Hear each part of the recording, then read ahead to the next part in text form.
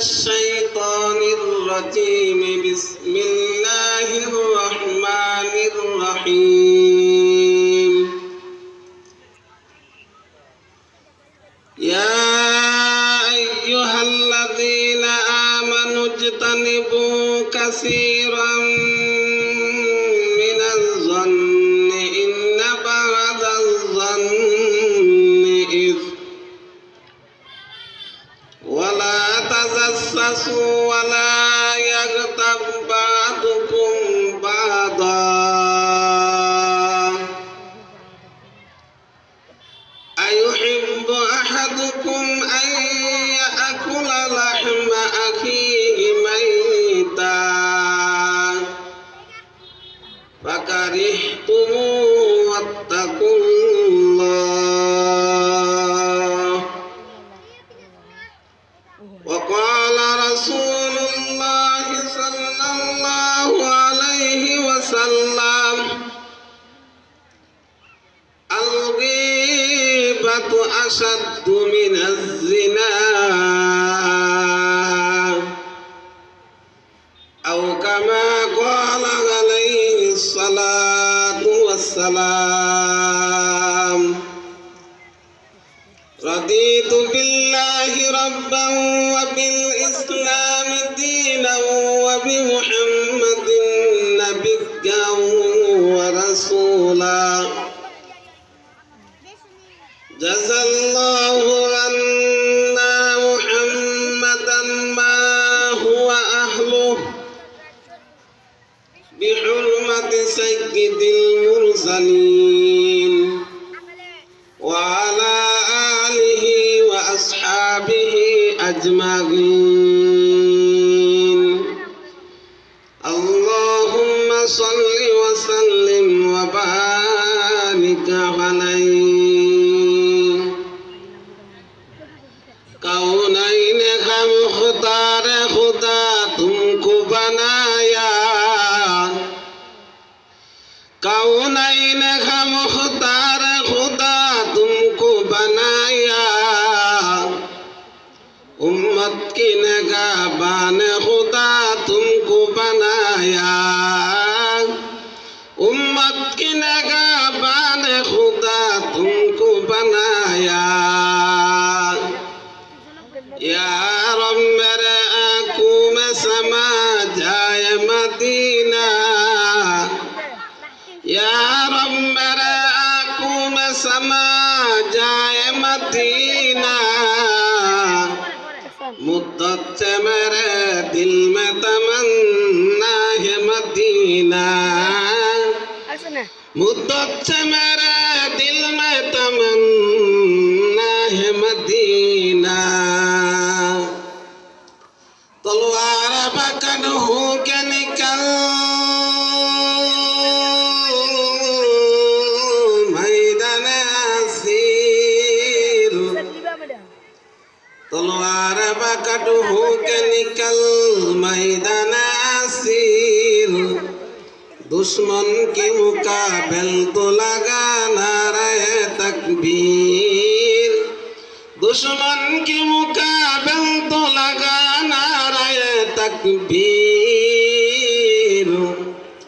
तुम मर्द मुसलमान हो तो मर्द मुसलमान तुम मर्द मुसलमान हो तो मर्द मुसलमान एक हाथ में तलवार एक हाथ में कुरान एक हाथ में तलवार एक हाथ में कुरान আমরা হইলাম মর্দে মুসলমান মর্দে মুসলমানদের হাতে এক হাতে থাকে কোরআন আর এক হাতে থাকে অস্ত্র ঠিক কিনা জোরে কর এই দেখতেছেন না আমাদের বাংলাদেশের জমি বাংলাদেশের জায়গা ইন্ডিয়াওয়ালারা দখল করার জন্য কত রকমের ফাইটারা করতেছে আমি পরিষ্কার বলে দিতে চাই বাংলাদেশের মুসলমান থাকতে বাংলাদেশের 1 ইঞ্চি পরিমাণের জায়গা ইন্ডিয়াওয়ালারা দখল করার জন্য বাংলাদেশের বাঙালিরা কোশ্চিন কালো দিবে না ঠিক কিনা আওয়াজ তুলুন। তো যাই হোক, পবিত্র কালামুল্লাহ শরীফ হতে সূরা হুজরাতের 17 নম্বর আয়াত তিলাওয়াত করেছি। সেই আয়াতে মহান আল্লাহ তিনটি জিনিসের বিবরণ দিয়েছেন। যদি কোনো মুসলিম নারী পুরুষ এই তিনটি বিষয় পরিহার করে চলতে পারে, সেই নারী পুরুষদের দুনিয়ার জীবন হবে শান্তি, পরকালের জীবন হবে মুক্তি। পক্ষান্তরে এই তিনটি জিনিস যদি পরিহার করে না চলতে পারে, মুসলিম নারী পুরুষদের জন্য দুনিয়ার জীবন হবে অশান্তি, পরকালের জীবন হবে অশান্তি। সূরা হুজরাতের 17 নম্বর আয়াতে এই তিনটি জিনিসের বিবরণ আল্লাহ দিয়েছেন। সূরা হুজরাত এর এক অর্থ হলো নিজের ব্যক্তিগত জীবন কিভাবে পরিচালনা করবেন, নিজের ঘর কিভাবে পরিচালনা করবেন, নিজের সামাজিক জীবন কিভাবে পরিচালনা করবেন, তথা রাষ্ট্রীয় জীবন কিভাবে পরিচালনা করবেন। রাষ্ট্রীয় জীবন পরিচালনার ব্যবস্থা আল্লাহ সূরা হুজরাতে দিয়েছেন। সামাজিক জীবন সমাজ পরিচালনার ব্যবস্থা আল্লাহ সূরা হুজরাতে দিয়েছেন। নিজের ফ্যামিলি পরিচালনার ব্যবস্থা আল্লাহ সূরা হুজরাতে দিয়েছেন। নিজের ব্যক্তিগত জীবন পরিচালনার ব্যবস্থা আল্লাহ সূরা হুজরাতে দিয়েছেন। যদি কেউ নিজের জীবনকে সূরা হুজরাতের বিবরণ অনুযায়ী পরিচালনা করে, তার নিজের জীবন হবে শান্তি, পরকালের জীবন হবে মুক্তি। যদি কেউ তার ফ্যামিলিকে সূরা হুজরাতের বিবরণ অনুযায়ী পরিচালনা করে, তার ফ্যামিলির জীবন হবে শান্তি, পরকালের জীবন হবে শান্তি। যদি সমাজ সেবকরা, সমাজ পরিচালকরা সূরা হুজরাতের বিবরণ অনুপাতে সমাজ পরিচালনা করে, সমাজের জীবন হবে, সমাজের জনগণের জীবন হবে শান্তি, পরকালের জীবন হবে শান্তি। রাষ্ট্রীয় পরিচালনা যারা করে, রাষ্ট্র যারা পরিচালনা করে, সূরা হুজরাতের বিবরণ অনুযায়ী যদি রাষ্ট্র পরিচালনা করে, তাহলে রাষ্ট্রের জনগণের জীবন হবে শান্তি, পরকালের জীবন হবে শান্তি। অন্যথায় সূরা হুজরাতের বিবরণ ছাড়া অন্যথায় যতই চেষ্টা করে, যত রকমের চেষ্টা করে, রাষ্ট্রীয় জীবন হবে না শান্তি, অশান্তি হবে রাষ্ট্রীয় জীবন। সামাজিক জীবন হবে অশান্তি, ফ্যামিলির জীবন হবে অশান্তি, ব্যক্তিগত জীবন হবে অশান্তি। বুঝে থাকলে বলেন, সূরা হুজরাতের বিবরণ অনুযায়ী যদি আমাদের দেশকে পরিচালনা করে, তাহলে এই দেশের জনগণ শান্তি পাবে। সূরা হুজরাতের বিবরণ অনুযায়ী যদি সমাজকেও পরিচালনা করে, এই সমাজের মধ্যে শান্তি আসবে। সূরা হুজরাতের বিবরণ অনুযায়ী যদি কেউ নিজের ফ্যামিলিকে পরিচালনা করে, তাহলে সেই ফ্যামিলির মধ্যে শান্তি আসবে। সূরা হুজরাতের বিবরণ অনুযায়ী যদি কেউ নিজের ব্যক্তিগত জীবনকে পরিচালনা করে, তার ব্যক্তিগত জীবনটা হবে শান্তি, তার পরকালের জীবন হবে শান্তি। ঠিক কিনা জোরে কও। এছাড়া যতই আমরা চেষ্টা করি কাজ হবে না। সূরা হুজরাতের 17 নম্বর আয়াতে আল্লাহ তিনটা জিনিসের বিবরণ দিলেন। এই মর্মে আল্লাহ বলেন, ইয়া আইয়ুহাল্লাযীনা আমানু ইজতানিবু কাসীরাম মিনাজ-যন ইন্না বা'দাজ-যন্নি ইসম ওয়া লা তাজাসসু ওয়া লা ইয়াগতাম বা'দুকুম বা'দা أيحب أحدكم أن يأكل لحم أخيه ميتا فكرهتموه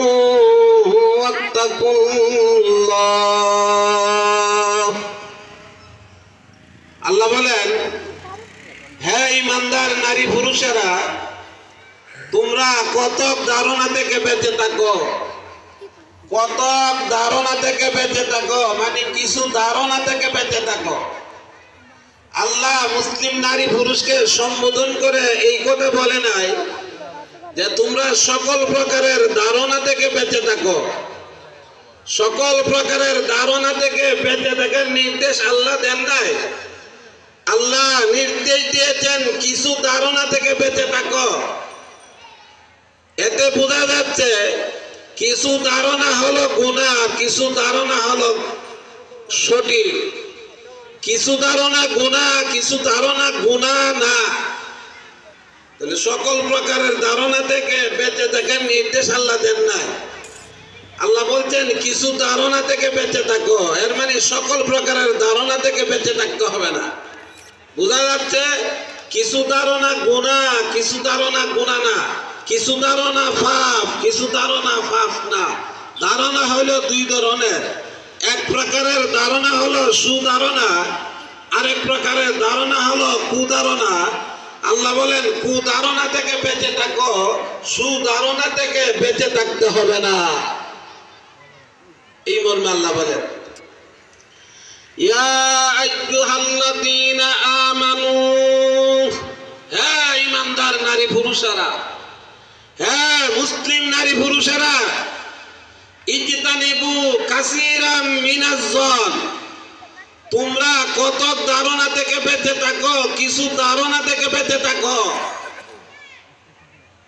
ইন্না বাদাজ-জন্নি ইসমুন, আল্লাহ বলেন অবশ্যই কিছু ধারণা পাপ, অবশ্যই কিছু ধারণা গুনাহ। গুনাহ নামক ধারণা থেকে বেঁচে থাকো, পাপ নামক ধারণা থেকে বেঁচে থাকো।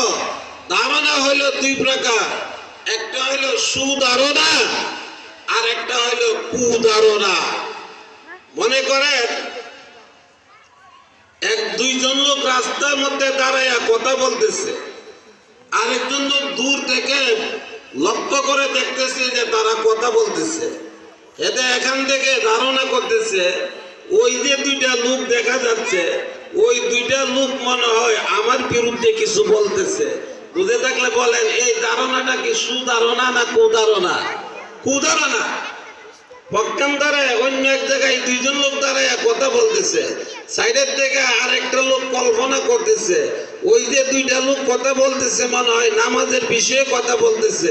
বুঝে থাকলে বলেন এই ধারণাটা কি কুধারণা না সুধারণা? সুধারণা। তাহলে আল্লাহ বলেন ইয়া আইয়ুহাল্লাযীনা আমানু ইজতানিবু কাসীরাম মিনাজ-জন, আল্লাহ বলেন হে মুসলিম নারী পুরুষেরা, হে মুমিন নারী পুরুষেরা, তোমরা কত ধারণা থেকে বেঁচে থাকো, কিছু ধারণা থেকে বেঁচে থাকো।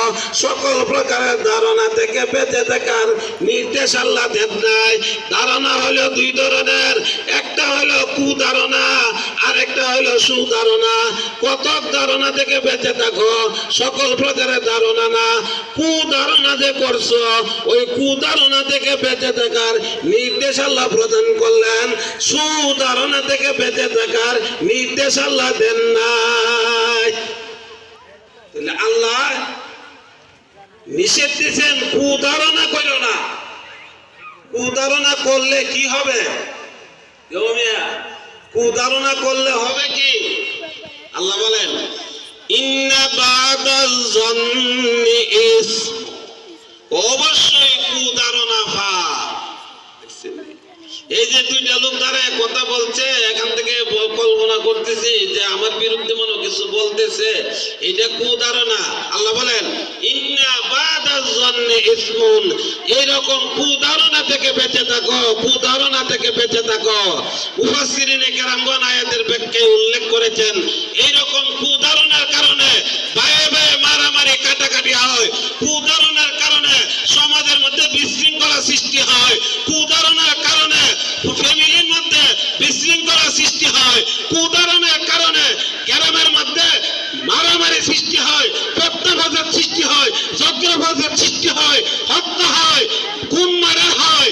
এই কারণে আল্লাহ বলেছেন ইন্না বাদাজ-জন্নি ইসমুন, অবশ্যই কুধারণা, যেই ধারণার মাধ্যমে ঝগড়া সৃষ্টি হয় বেঁচে থাকো, যেই ধারণার মাধ্যমে ফিতনা সৃষ্টি হয় বেঁচে থাকো, যেই ধারণার মাধ্যমে ফ্যামিলির মধ্যে অশান্তি সৃষ্টি হয় বেঁচে থাকো, যেই ধারণার মাধ্যমে গ্রামের মধ্যে বিশৃঙ্খলা সৃষ্টি হয় বেঁচে থাকো, যেই ধারণার মাধ্যমে সমাজের মধ্যে বিশৃঙ্খলা সৃষ্টি হয় বেঁচে থাকো, বেঁচে থাকো।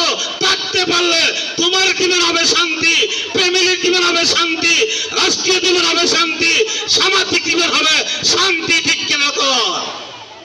আসেনি এগুলি, আসেনি? আরে কথা গন্ডা গেলে আসেনি? এই কুধারণার কারণে প্রত্যেকটা ফ্যামিলির মধ্যে অশান্তি।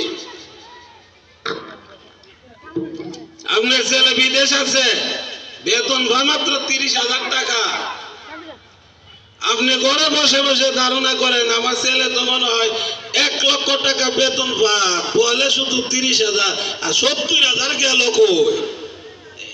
এই যে একটা কুধারণা। আল্লাহ বলেন ইন্না বাদাজ জন্নি ইসমুন, অবশ্যই তোমার এই কুধারণাটা ভাব, এই কুধারণাটা যে তুমি করছো এতে তোমার ঘরের মধ্যে অশান্তি হবে। ছেলের কানে খবর গেলে ছেলে বলবো আমি পাই মাত্র 30,000 টাকা, আর বাড়িতে তারা ধারণা করে যে আমি পাই 1 লক্ষ টাকা, বাকি 70,000 টাকা আমি কোথায় থেকে দিব? ছেলের বউর মধ্যে, ছেলের মধ্যে, শ্বশুরের মধ্যে, শাশুড়ির মধ্যে, ভাইয়ের মধ্যে, বোনের মধ্যে একটা বিশৃঙ্খলা সৃষ্টি হয়। কাজেই আয়াতের ব্যাখ্যায় মুফাসসিরিনে কেরামগণ বলেছেন যদি কুধারণা থেকে বেঁচে থাকো, সুধারণা করতে পারো, তোমার জীবনটা হবে শান্তি, ফ্যামিলির জীবন হবে শান্তি, আখিরাতের জীবন হবে শান্তি আর মুক্তি। আসেনি? এরকম আসেনি? তাহলে সূরা হুজরাতের 17 নম্বর আয়াতে আল্লাহ 3টা জিনিস পরিহার করার নির্দেশ দিলেন। এর মধ্যে একটা হলো সুধারণা করো, কুধারণা ছাড়ো। সুধারণা করো, কুধারণা ছাড়ো, একটা বিষয়। 2 নম্বর বিষয়ের বিবরণ দিয়ে আল্লাহ বলেন يا أيها الذين آمنوا اجتنبوا كثيرا من الظن إن بعض الظن إثم ولا تجسسوا ولا يغتب بعضكم بعضا।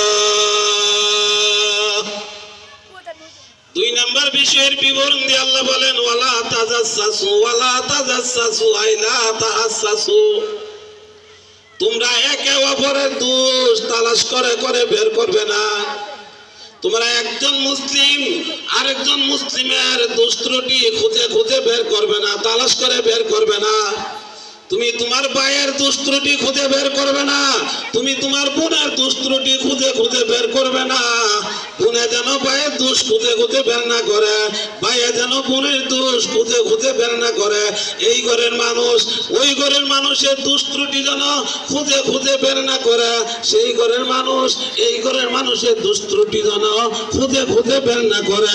আল্লাহ বলেন ওয়ালা তাজাসসু, ওয়ালা তাজাসসু, তোমরা কেউ কারো দোষ ত্রুটি খুঁজে খুঁজে বের করবে না, বের করবে না। দোকানপাটে বসে, চাষতলে বসে, বাজারে বসে, গাছতলায় বসে, নদীর পাড়ে বসে, হাঁটতে বসতে চলতে ফিরতে কারো দোষ ত্রুটি খুঁজে খুঁজে বের করবে না, বের করবে না। আল্লাহ নবী বলেন যদি তোমরা তোমাদের মুসলিম ভাই বোনদের দোষ ত্রুটি খুঁজে খুঁজে বের না করো, আল্লাহ হাসরের মাঠে তোমাদের দোষ ত্রুটি খুঁজে খুঁজে বের করবে না। পক্ষান্তরে যদি তুমি তোমার আরেক ভাইয়ের আরেক বোনের দোষ ত্রুটি খুঁজে খুঁজে বের করো, মহান আল্লাহ হাসরের মাঠে তোমার দোষ ত্রুটি কোটি কোটি মানুষের সামনে প্রকাশ করে দিবে। আল্লাহ নবী বলেন মান সাতারা মুসলিমান সাতারাহুল্লাহ ইয়াউমাল কিয়ামা, ইয়াউমাল কিয়ামা। যদি কেউ কারো দোষ ত্রুটি দায়িত্ব রাখে, প্রকাশ না করে, কেউ কারো দোষ ত্রুটি দায়িত্ব রাখে, প্রকাশ না করে, আল্লাহ নবী বলেন আল্লাহ ওই লোকটার দোষ ত্রুটি হাসরের মাঠে দায়িত্ব রাখবে, প্রকাশ করবে না। আর যদি দোষ ত্রুটি প্রকাশ করে দেয়, আল্লাহ নবী বলেন চিন্তা করো না, আসরের মাঠে তোমার দুষ্টটি আল্লাহ কোটি মানুষের সামনে প্রকাশ করে দিবে। তুমি প্রকাশ করে দিচ্ছ সমাজের মধ্যে, তুমি প্রকাশ করে দিচ্ছ এলাকার মধ্যে, তুমি প্রকাশ করে দিচ্ছ রাষ্ট্রীয়ভাবে কয়েক লক্ষ মানুষের সামনে, কয়েক কোটি মানুষের সামনে তোমার দুষ্টটি আল্লাহ হাসরের ময়দানে কোটি কোটি বিলিয়ন বিলিয়ন লক্ষ কোটি মানুষের সামনে আল্লাহ তোমার দুষ্টটি প্রকাশ করে দিবে, প্রকাশ করে দিবে। ফেরেশতারা লাঞ্ছনা দিয়া বঞ্চিত করে, অপমানিত করে তোমার মতো নাফরমান ব্যক্তিকে শিকল দ্বারা বেরি লাগাইয়া জাহান্নামের মধ্যস্থলে আশ্রয় নিয়ে যাবে। চিন্তা করছো না? হ্যাঁ, এত সহজে তুমি আরেকজনের দুষ্ট প্রকাশ করে দাও। আরে নাফরমান, তুমি কি চিন্তা করছো তোমার 20 বছরের জীবন, তোমার 50 বছরের জীবন, তোমার 70 বছরের জীবন, তোমার 80 বছরের জীবন, তুমি রাত্রে বেলার মাথা বালিশের মধ্যে মাথাটা লাগাইয়া একটু চিন্তা